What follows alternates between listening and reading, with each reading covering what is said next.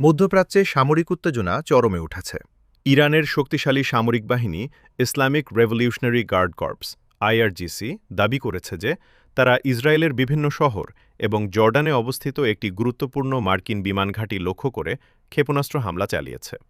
ইরানের আধা সরকারি সংবাদ মাধ্যম তাসনিম নিউজ এজেন্সি আইআরজিসির এক বিবৃতির বরাত দিয়ে জানিয়েছে যে রোববার ইসরায়েলের গুরুত্বপূর্ণ শহর তেল আবিব এবং বীরশেবার সামরিক লক্ষ্যবস্তুগুলোতে ক্ষেপণাস্ত্র নিক্ষেপ করা হয়েছে। আন্তর্জাতিক সংবাদ মাধ্যম আল জাজিরার প্রতিবেদনেও এই তথ্য নিশ্চিত করা হয়েছে। একই সঙ্গে জর্ডানের আজরাক শহরে অবস্থিত মুয়াফাক আল সালাতি বিমানঘাঁটিতে লক্ষ্য করেও একাধিকবার হামলার দাবি করেছে আইআরজিসি।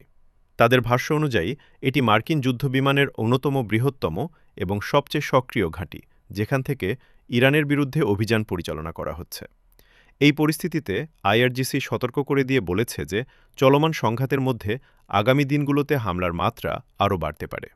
মধ্যপ্রাচ্যে ইরান, ইসরায়েল এবং যুক্তরাষ্ট্রের মধ্যে বাড়তে থাকা এই সামরিক উত্তেজনার মধ্যে সামনে এসেছে নতুন এই হামলার দাবি। বিশ্লেষকরা মনে করছেন, এই ঘটনার ফলে পুরো অঞ্চলের নিরাপত্তা পরিস্থিতি আরও জটিল ও প্রবণতাপূর্ণ হয়ে উঠতে পারে।